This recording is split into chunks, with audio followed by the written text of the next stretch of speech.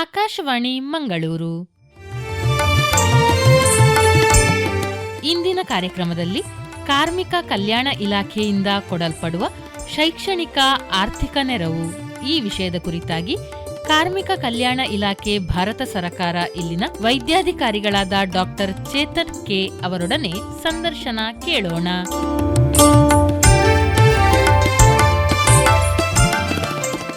ಕೇಳುಗರೆ, ಕಾರ್ಯಕ್ರಮಕ್ಕೆ ಸ್ವಾಗತ. ಈಗ ನಮ್ಮ ಜೊತೆಗಿದ್ದಾರೆ ಕಾರ್ಮಿಕ ಕಲ್ಯಾಣ ಇಲಾಖೆ ಭಾರತ ಸರ್ಕಾರ ಇಲ್ಲಿನ ವೈದ್ಯಾಧಿಕಾರಿಗಳಾಗಿರುವಂತಹ ಡಾಕ್ಟರ್ ಚೇತನ್ ಕೆ ಅವರು. ಡಾಕ್ಟರೇ, ಕಾರ್ಯಕ್ರಮಕ್ಕೆ ಸ್ವಾಗತ. ಧನ್ಯವಾದಗಳು. ಈಗ ಈ ಕಾರ್ಮಿಕ ಕಲ್ಯಾಣ ಇಲಾಖೆಯಿಂದ ಕೊಡಮಾಡುವಂತಹ ಶೈಕ್ಷಣಿಕ ಆರ್ಥಿಕ ನೆರವು ಏನಿದೆ, ಇದರಲ್ಲಿ ಯಾರಿಗೆಲ್ಲ ಇದರಲ್ಲಿ ಅರ್ಹತೆ ಇದೆ, ಯಾರಿಗೆಲ್ಲ ಸಿಗುತ್ತೆ? ಇದು ಭಾರತ ಸರ್ಕಾರದ ಒಂದು ಯೋಜನೆ. ಇದರಲ್ಲಿ ಮುಖ್ಯವಾಗಿ ಕಾರ್ಮಿಕರು ಅಂತ ಹೇಳಿದ್ರೆ ಬಿಡಿ ಕಾರ್ಮಿಕರಾಗಿರ್ಬೋದು ಅಥವಾ ಸಿನಿಮಾ ಇಂಡಸ್ಟ್ರಿಯಲ್ಲಿ ಕೆಲಸ ಮಾಡುವಂತ ಕಾರ್ಮಿಕರಾಗಿರ್ಬೋದು, ಹಾಗೆ ನಾನ್ ಕೋಲ್ ಮೈನ್ ವರ್ಕರ್ಸ್ ಅಂತ ಹೇಳ್ತೇವೆ. ಅಂದ್ರೆ ಸುಣ್ಣದ ಕಲ್ಲಿನ ಮೈನ್ಸ್ ಯಾರು ಅಲ್ಲಿ ವರ್ಕ್ ಮಾಡ್ತಾರೆ, ಹಾಗೆ ಐರನ್ ಓರ್ ಅಲ್ಲಿ ಮೈನ್ಸ್ ಅಲ್ಲಿ ಯಾರು ಕೆಲಸ ಮಾಡ್ತಾರೆ. ಇದು ಹೆಚ್ಚಾಗಿ ಚಿತ್ರದುರ್ಗ ಭಾಗದಲ್ಲಿ, ಹೆಚ್ಚಾಗಿ ಚಿತ್ರದುರ್ಗ ಅಥವಾ ಚಳ್ಳಕೆರೆ ಅಥವಾ ಬಳ್ಳಾರಿ ಭಾಗದಲ್ಲಿ ಹೆಚ್ಚಾಗಿ ಮೈನ್ ವರ್ಕರ್ಸ್ ಇದ್ದಾರೆ. ಇನ್ನು ಬೆಂಗಳೂರು ಮತ್ತು ಮೈಸೂರು ಭಾಗದಲ್ಲಿ ಹೆಚ್ಚಾಗಿ ಸಿನೆ ಕಾರ್ಮಿಕರಿದ್ದಾರೆ. ಸೊ ಇಂಥವರ ಮಕ್ಕಳಿಗೆ ಇದು ಸಿಗುವಂತ ಯೋಜನೆ. ಹಾಗೆಯೇ ದಕ್ಷಿಣ ಕನ್ನಡ ಮತ್ತೆ ಉಡುಪಿ ಭಾಗದಲ್ಲಿ ಬಿಡಿ ಕಾರ್ಮಿಕರು ಹೆಚ್ಚಾಗಿದ್ದಾರೆ. ಇವರ ಮಕ್ಕಳಿಗೆ ಸಿಗುವಂತ ಒಂದು ಯೋಜನೆ. ಎಲ್ಲಿಯ ತನಕ ಅಂದ್ರೆ ಯಾವ ವಿದ್ಯಾರ್ಹತೆಗೆ ಅಥವಾ ಯಾವ ವಿದ್ಯಾಭ್ಯಾಸಕ್ಕೆ ಇದರಲ್ಲಿ ಈ ಒಂದು ಶೈಕ್ಷಣಿಕ ನೆರವನ್ನು ನೀಡಲಾಗುತ್ತೆ? ಇದರಲ್ಲಿ ಕಾರ್ಮಿಕರ ಮಕ್ಕಳು ಏನಿದ್ದಾರೆ ಅವರು 1ನೇ ತರಗತಿಯಿಂದ ಹಿಡಿದು ಅವರ ಕಂಪ್ಲೀಟ್ ಅಂದ್ರೆ ಇಲ್ಲಿ ಡಿಗ್ರಿ ಓದುವರ ತನಕ ಅವ್ರು ಎಲ್ಲಿ ತನಕ ವ್ಯಾಸಂಗ ಮಾಡ್ಲಿಕ್ಕೆ ಇಚ್ಛೆ ಪಡ್ತಾರೆ ಅಲ್ಲಿ ತನಕ ಕೂಡ ಸ್ಕಾಲರ್ಶಿಪ್ ಅವರಿಗೆ ಸಿಗ್ತಾ ಹೋಗ್ತದೆ. ಮತ್ತೆ ಇದು ಪ್ರತಿ ವರ್ಷ ಸಿಗುವಂತ ಒಂದು ಯೋಜನೆ. ಈ ಸ್ಕಾಲರ್ಶಿಪ್ ಅಮೌಂಟ್ ಹೇಗಿರುತ್ತೆ? ಅದರ ಮೊತ್ತ ಎಷ್ಟು ಸಿಗುತ್ತೆ ಇವರಿಗೆ? ಇದರಲ್ಲಿ 1ರಿಂದ 4ನೇ ತರಗತಿ ಓದುವಂತ ವಿದ್ಯಾರ್ಥಿಗಳಿಗೆ 1,000 ಹಣ ಸಿಗ್ತದೆ. ಹಾಗೆ 5ರಿಂದ 8ನೇ ತರಗತಿ ಓದುವಂತ ವಿದ್ಯಾರ್ಥಿಗಳಿಗೆ 1,500 ಹಣ ಸಿಗ್ತದೆ. ಹಾಗೆ 9 ಮತ್ತು 10ನೇ ತರಗತಿ ಓದುವಂತ ವಿದ್ಯಾರ್ಥಿಗಳಿಗೆ 2,000 ಹಣ ಸಿಗ್ತದೆ. ಹಾಗೂ PUC ಅಲ್ಲಿ ಓದುವಂತ ವಿದ್ಯಾರ್ಥಿಗಳಿಗೆ 3,000 ಹಣ ಸಿಗ್ತದೆ. ಹಾಗೆ UG, PG, ಡಿಪ್ಲೊಮಾ ಕೋರ್ಸ್ಗಳು ಹಾಗೆ ITI, ಪಾಲಿಟೆಕ್ನಿಕ್ ಓದುವಂತವರಿಗೆ 6,000 ಹಣ ಸಿಗ್ತದೆ. MBBS ಓದುವಂತವರು ಅಥವಾ ಹೋಮಿಯೋಪತಿ ಅಥವಾ ಇಂಜಿನಿಯರಿಂಗ್ ಮಾಡುವಂತ ವಿದ್ಯಾರ್ಥಿಗಳಿಗೆ 25,000 ಹಣ ಸಿಗ್ತದೆ. ಅಂದ್ರೆ ಗರಿಷ್ಠ ಮೊತ್ತ 25,000 ತನಕ ಹಣ ಸಿಗ್ತದೆ. ಇದರಲ್ಲಿ ಕುಟುಂಬದ ಬಗ್ಗೆ ಹೇಳೋದಾದ್ರೆ ಇದಕ್ಕೆ ಏನಾದ್ರೂ ಆದಾಯ ಮಿತಿ ಅಂತ ಇರ್ತದೆ ಹೇಗೆ? ಹೌದು, ಇದಕ್ಕೆ ಅಂತ ಹೇಳಿದ್ರೆ ಬಿಡಿ ಕಾರ್ಮಿಕರಿಗೆ ಅವರಿಗೆ ತಿಂಗಳಿಗೆ 10,000 ತನಕ ಇನ್ಕಮ್ ಲಿಮಿಟ್ ಇರ್ತದೆ. ಇದಕ್ಕೆ ಅಪ್ಲೈ ಮಾಡಬೇಕಾದ್ರೆ ಅವರ ಹತ್ತಿರ ಆದಾಯ ಪ್ರಮಾಣ ಪತ್ರ ಇರಬೇಕಾಗ್ತದೆ. ಆದಾಯ ಪ್ರಮಾಣ ಪತ್ರದಲ್ಲಿ ಇನ್ಕಮ್ ಲಿಮಿಟ್ ಏನಿದೆ ಅದು 10,000 ತಿಂಗಳಿಗೆ ಅಥವಾ ವರ್ಷಕ್ಕೆ 1,20,000 ಬಿಡಿ ಕಾರ್ಮಿಕರಿಗಾದರೆ. ಹಾಗೆ ಗಣಿ ಕಾರ್ಮಿಕರು ಏನಿದ್ದಾರೆ ಅವರಿಗೆ ಯಾವುದೇ ಗಣಿ ಕಾರ್ಮಿಕರು ಅದರಲ್ಲಿ ಕೂಡ ಹಸ್ತಚಾಲಿತ, ಕೌಶಲ್ಯ ರಹಿತ, ನುರಿತ, ಕ್ಲರಿಕಲ್ ವಿಭಾಗದಲ್ಲಿ ಯಾರು ಕೆಲಸ ಮಾಡ್ತಾರೆ ಅವರಿಗೆ ಯಾವುದೇ ಮಿತಿ ಇಲ್ಲ, ಆದಾಯ ಮಿತಿ ಇಲ್ಲ. ಹಾಗೆ ಗಣಿ ಕಾರ್ಮಿಕರು, ಮೇಲ್ವಿಚಾರಕರು ಅಥವಾ ವ್ಯವಸ್ಥಾಪಕರಿಗೆ ತಿಂಗಳಿಗೆ 10,000 ಮಿತಿ ಇದೆ, 1,20,000 ವರ್ಷಕ್ಕೆ. ಹಾಗೆ ಸಿನೆ ಕಾರ್ಮಿಕರಿಗೆ 8,000 ತಿಂಗಳಿಗೆ ಅಥವಾ 1,00,000 ವರ್ಷಕ್ಕೆ. ಈಗ ಇನ್ನು ವಿದ್ಯಾರ್ಥಿಗಳ ಬಗ್ಗೆ ಹೇಳೋದಾದ್ರೆ ಅವರಿಗೆ ಏನಾದರೂ ಅರ್ಹತಾ ಮಾನದಂಡಗಳಿರ್ತಾವ ಹೇಗೆ? ಸೊ ವಿದ್ಯಾರ್ಥಿಗಳಿಗೆ ಯಾವುದೇ ಕನಿಷ್ಠ ಮಾರ್ಕ್ಸಿನ ಅಂದ್ರೆ ಅಂಕಗಳ ಅಗತ್ಯವಿರುವುದಿಲ್ಲ. ಅಂದ್ರೆ ಅದರದ ಒಂದು ಏನು ಲಿಮಿಟ್ ಏನಿದೆ ಅದಿರುವುದಿಲ್ಲ. ಅವರು ಹಿಂದಿನ ತರಗತಿಯಿಂದ ಮುಂದಿನ ತರಗತಿಗೆ ತೇರ್ಗಡೆ ಆಗಿದ್ರೆ ಸಾಕು. ಅಂದ್ರೆ 3ನೇ ಕ್ಲಾಸಿಂದ 4ನೇ ಕ್ಲಾಸಿಗೆ ಅವರು ತೇರ್ಗಡೆ ಆಗಿದ್ರೆ ಅವರಿಗೆ ಇದರ ಹಣ ಸಿಗ್ತದೆ.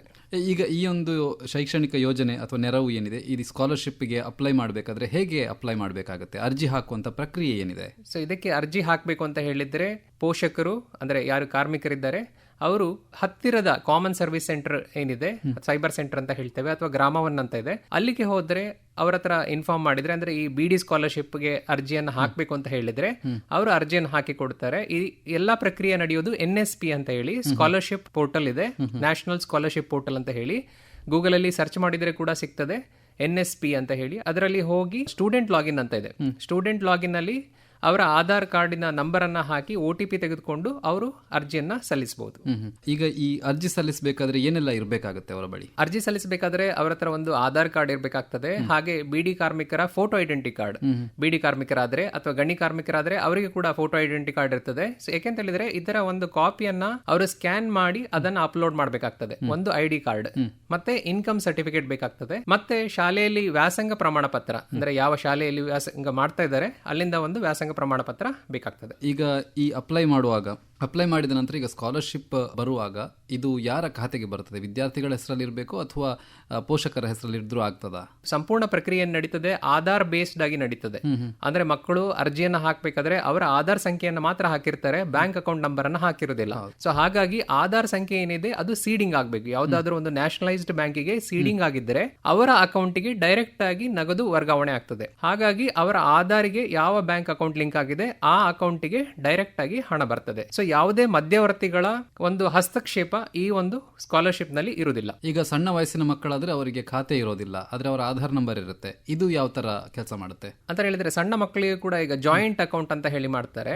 ವಿದ್ಯಾರ್ಥಿಗಳು ಮತ್ತೆ ಪೋಷಕರ ಒಂದು ಜಾಯಿಂಟ್ ಅಕೌಂಟ್ ಏನಿದೆ ಆ ಅಕೌಂಟ್ಗೆ ಬ್ಯಾಂಕ್ ಅಕೌಂಟ್ಗೆ ಡೈರೆಕ್ಟ್ ಆಗಿ ಹಣ ವರ್ಗಾವಣೆಗಳು, ಅಂದ್ರೆ ಮೈನರ್ ಅಕೌಂಟ್ ಮಾಡಿ ಅದರಲ್ಲಿ ತಂದೆ ತಾಯಿಯರನ್ನ ಜಾಯಿಂಟ್ ಮಾಡಬೇಕಾಗುತ್ತೆ. ಮತ್ತೆ ಈ ವರ್ಷದಿಂದ ಹೊಸದಾಗಿ ಏನು ಒಂದು ಸ್ಕಾಲರ್ಶಿಪ್ ಅಲ್ಲಿ ಅಂದ್ರೆ ನ್ಯಾಷನಲ್ ಸ್ಕಾಲರ್ಶಿಪ್ ಪೋರ್ಟಲ್ ಏನಿದೆ ಭಾರತ ಸರ್ಕಾರದ ಯೋಜನೆಯಲ್ಲಿ ಸ್ಕೀಮ್ ಅಳವಡಿಕೆ ಆಗಿದೆ. ಅದೇನಂತ ಹೇಳಿದ್ರೆ ಒಂದು ವೆಲ್ಫೇರ್ ಸ್ಕೀಮ್. ಮೊದಲೆಲ್ಲ ಏನಿತ್ತು ಅಂತ ಹೇಳಿದ್ರೆ ಒಂದೇ ಸ್ಕಾಲರ್ಶಿಪ್, ಒಂದು ವಿದ್ಯಾರ್ಥಿಗೆ ವರ್ಷಕ್ಕೆ ಒಂದೇ ಸ್ಕಾಲರ್ಶಿಪ್ ಬರುವಂತ ಯೋಜನೆ ಇತ್ತು.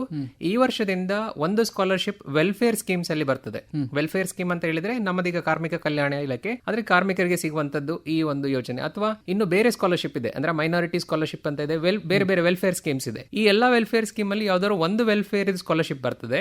ಪ್ಲಸ್ ಇದರ ಒಟ್ಟಿಗೆ ಮೆರಿಟ್ ಸ್ಕಾಲರ್ಶಿಪ್ ಅಂತ ಇದೆ. PM ಯಶಸ್ವಿ ಸೆಂಟ್ರಲ್ ಸೆಕ್ಟರ್ ಸ್ಕೀಮ್ ಅಂತ ಇದೆ. ಮೆರಿಟ್ ಸ್ಕಾಲರ್ಶಿಪ್ ಅಂತ ಹೇಳಿದ್ರೆ ಕೆಲವೊಮ್ಮೆ ಹೆಣ್ಣು ಮಕ್ಕಳಿಗೆ ಕೊಡುವಂತ ಒಂದು ಯೋಜನೆ, ಅಥವಾ 95% ಜಾಸ್ತಿ ತೆಗೆದಿರುವಂತ ಮಕ್ಕಳಿಗೆ ಸಿಗುವಂತ ಯೋಜನೆ. ಆ ಒಂದು ಸ್ಕಾಲರ್ಶಿಪ್ ಕೂಡ ಹಣ ಸಿಗ್ತದೆ, ಜೊತೆಯಲ್ಲಿ ನಮ್ಮ ವೆಲ್ಫೇರ್ ಸ್ಕೀಮಿನ ಹಣ ಕೂಡ ಸಿಗ್ತದೆ.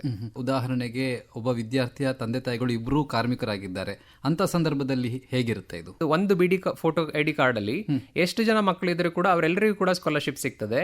ಇನ್ ಕೇಸ್ ಇಬ್ಬರು ಕೂಡ ಕಾರ್ಮಿಕರಾಗಿದ್ರೆ ಆಗ್ಲೂ ಕೂಡ ಮಕ್ಕಳಿಗೆ ಸ್ಕಾಲರ್ಶಿಪ್ ಹಣ ಸಿಗ್ತದೆ. ಅಂದ್ರೆ ಎರಡೂ ಕಡೆಯಿಂದ ಸ್ಕಾಲರ್ಶಿಪ್ ಸಿಗುತ್ತಾ ಹೇಗೆ? ಇಲ್ಲ, ಯಾವ್ದಾದ್ರು ಒಂದು ಕಡೆಯಿಂದ ಮಾತ್ರ ಸಿಗ್ತದೆ. ಅಂದ್ರೆ ಇವರು ಅಪ್ಲೈ ಮಾಡಬೇಕಾದ್ರೆ ಒಂದು ಕಡೆ ಮಾತ್ರ ಅರ್ಜಿಯನ್ನ ಸಲ್ಲಿಸಬೇಕು. ಅಂದ್ರೆ ವೆಲ್ಫೇರ್ ಸ್ಕೀಮ್ ನಾನು ಹೇಳಿದಾಗೆ ಕಲ್ಯಾಣ ಸಂಸ್ಥೆಗಳು, ಅಂದ್ರೆ ಕಲ್ಯಾಣ ಇಲಾಖೆಯಿಂದ ಏನೇನ್ ಬರ್ತದೆ, ಅಂದ್ರೆ ನಮ್ಮದು BD ವೆಲ್ಫೇರ್ ಇರ್ಬೋದು, ಕಾರ್ಮಿಕರ ವೆಲ್ಫೇರ್ ಇರ್ಬೋದು, ಕಾರ್ಮಿಕ ಕಲ್ಯಾಣ ಇಲಾಖೆ, ಅಥವಾ ಮೈನಾರಿಟಿ BCM ಇಂದ ಬರುವಂತ ಸ್ಕಾಲರ್ಶಿಪ್, ಯಾವ್ದಾದ್ರು ಒಂದು ಮಾತ್ರ ಸ್ಕಾಲರ್ಶಿಪ್ ಸಿಗ್ತದೆ ಈ ವೆಲ್ಫೇರ್ ಸ್ಕೀಮ್ಸ್ ಅಲ್ಲಿ. ಪ್ಲಸ್ ಒಂದು ಮೆರಿಟ್ ಸ್ಕಾಲರ್ಶಿಪ್ ಸಿಗ್ತದೆ. ಈಗ ಇದಕ್ಕೇನಾದ್ರೂ ಅಂತಿಮ ದಿನಾಂಕ ಅಂತ ಏನಾದ್ರೂ ಇದೆಯಾ ಈ ಸ್ಕಾಲರ್ಶಿಪ್ ಗೆ ಅಪ್ಲೈ ಮಾಡೋದಕ್ಕೆ? ಈ ಸ್ಕಾಲರ್ಶಿಪ್ ಗೆ ಅರ್ಜಿ ಹಾಕ್ಲಿಕ್ಕೆ ಆಲ್ರೆಡಿ NSP ಅಲ್ಲಿ ಪೋರ್ಟಲ್ ಓಪನ್ ಆಗಿದೆ. ಮಕ್ಕಳು ಮತ್ತೆ ಪೋಷಕರು ದಯವಿಟ್ಟು ನಿಯರೆಸ್ಟ್ ಸೈಬರ್ ಸೆಂಟರ್ ಏನಿದೆ ಅಥವಾ ಗ್ರಾಮವನ್ನೇನಿದೆ ಅಲ್ಲಿಗೆ ಹೋಗಿ ಅರ್ಜಿಯನ್ನ ಸಲ್ಲಿಸಬಹುದು. June 2ರಿಂದ ಇದರ ಪೋರ್ಟಲ್ ಓಪನ್ ಆಗಿದೆ. 1ರಿಂದ 10ನೇ ತರಗತಿ ಓದುವಂತ ವಿದ್ಯಾರ್ಥಿಗಳು, ಮೆಟ್ರಿಕ್ ಪೂರ್ವ ವಿದ್ಯಾರ್ಥಿಗಳಿಗೆ ಏನಿದೆ ಕಡೆ ದಿನಾಂಕ ಬಂದು 31 ಆಗಸ್ಟ್ 2026 ಕೊನೆಯ ದಿನಾಂಕ ಆಗಿರ್ತದೆ.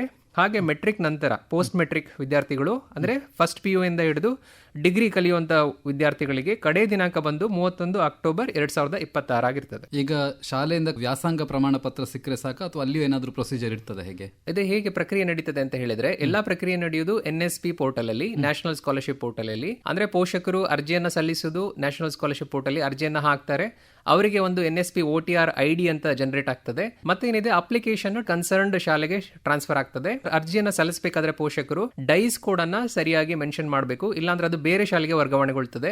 ಸೈಬರ್ನವರು ಅರ್ಜಿ ಹಾಕಬೇಕಾದ್ರೆ ಶಾಲೆಯ ಹೆಸರು ಮತ್ತೆ ಡೈಸ್ ಕೋಡ್ ಅನ್ನ ಸರಿಯಾಗಿ ನಮೂದಿಸಿದ್ರೆ ಆ ಪರ್ಟಿಕ್ಯುಲರ್ ಕನ್ಸರ್ನ್ಡ್ ಶಾಲೆಯ ನೋಡಲ್ ಆಫೀಸರ್, ಪ್ರತಿಯೊಂದು ಶಾಲೆ ಅಥವಾ ಕಾಲೇಜಲ್ಲಿ ನೋಡಲ್ ಆಫೀಸರ್ ಅಂತ ಇರ್ತಾರೆ, ಅಥವಾ ಹೆಡ್ ಆಫ್ ದಿ ಇನ್ಸ್ಟಿಟ್ಯೂಟ್ ಅಂತ 2 ಲಾಗಿನ್ ಇರ್ತದೆ, ಅವರಿಗೆ ವರ್ಗಾವಣೆಗೊಳ್ಳುತ್ತದೆ. ಶಿಕ್ಷಕರು ಏನ್ ಮಾಡ್ಬೇಕು ಅಂತ ಹೇಳಿದ್ರೆ, ಅಂದ್ರೆ ಪ್ರಾಥಮಿಕ ಶಾಲೆ ಶಿಕ್ಷಕರು ಅಥವಾ ಪ್ರೌಢಶಾಲೆ ಅಥವಾ ಕಾಲೇಜಿನ ಶಿಕ್ಷಕರು ಲಾಗಿನ್ ಆಗಬೇಕಾಗ್ತದೆ. NSP ಪೋರ್ಟಲ್ ಅಲ್ಲಿ ಲಾಗಿನ್ ಆಗಿ ಅವರಿಗೆ ಪ್ರತಿಯೊಬ್ಬರಿಗೂ ಕೂಡ ಲಾಗಿನ್ ID ಮತ್ತೆ ಪಾಸ್ವರ್ಡ್ ಅನ್ನು ಕೊಟ್ಟಿರಲಾಗುತ್ತದೆ. ಅವರು ಲಾಗಿನ್ ಆದ ಮೇಲೆ ಈ ಪ್ರತಿಯೊಂದು ಹುಡುಗರ ಹೆಸರ ಮೇಲೆ ಕ್ಲಿಕ್ ಮಾಡಿ ಅವರು ನಮ್ಮ ಶಾಲೆಯಲ್ಲಿ ಓದ್ತಾ ಇದ್ದಾರೆ ಅಂತ ಹೇಳಿ ವೆರಿಫೈ ಮಾಡಬೇಕಾಗ್ತದೆ. ಇದು ವೆರಿಫೈ ಆದ ನಂತರ ಈ ಒಂದು ಅಪ್ಲಿಕೇಶನ್ ಇದೆ ನಮ್ಮ ಡಿಪಾರ್ಟ್ಮೆಂಟ್ಗೆ ಟ್ರಾನ್ಸ್ಫರ್ ಆಗ್ತದೆ. ನಮ್ಮ ಡಿಪಾರ್ಟ್ಮೆಂಟ್ ಕಡೆಯಿಂದ ಇವರ BD ಫೋಟೋ ID ಕಾರ್ಡ್ ಯಾವ್ದು ಹಾಕಿದ್ದಾರೆ ಅಥವಾ ID ಕಾರ್ಡ್ ಏನು ಹಾಕಿದ್ದಾರೆ ಅದು ಜಿನೈನಾ ಮತ್ತೆ ಇನ್ಕಮ್ ಸರ್ಟಿಫಿಕೇಟ್ ಜಿನೈನಾ ಅಂತ ಎಲ್ಲ ಚೆಕ್ ಮಾಡಿ ಅಲ್ಲಿಂದ ಅದು ಪೇಮೆಂಟ್ ಅಂದ್ರೆ PFMS ಪೋರ್ಟಲ್ ಏನಿದೆ ಅಲ್ಲಿಗೆ ಟ್ರಾನ್ಸ್ಫರ್ ಆಗ್ತದೆ. ಈ ಸ್ಕಾಲರ್ಶಿಪ್ಗಳು ಯಾವ್ದಾದ್ರು ಕಾರಣಕ್ಕೆ ರಿಜೆಕ್ಟ್ ಆಗುವಂತದ್ದು ಇದೆಯಾ? ಹೌದು, ಕೆಲವೊಂದು ಬಾರಿ ರಿಜೆಕ್ಟ್ ಆಗ್ತದೆ. ಯಾಕೆ ಅಂತ ಹೇಳಿದ್ರೆ, ಸರಿಯಾಗಿ ಅವರು ಫೋಟೋ ID ಕಾರ್ಡ್ ಅನ್ನ ಹಾಕದೇ ಇದ್ರೆ, ಅಂದ್ರೆ ಅದು ಕ್ಲಿಯರ್ಲಿ ವಿಸಿಬಲ್ ಇಲ್ಲದೇ ಇದ್ರೆ ಫೋಟೋ ID ಕಾರ್ಡ್ ಅಥವಾ ಇನ್ಕಮ್ ಸರ್ಟಿಫಿಕೇಟ್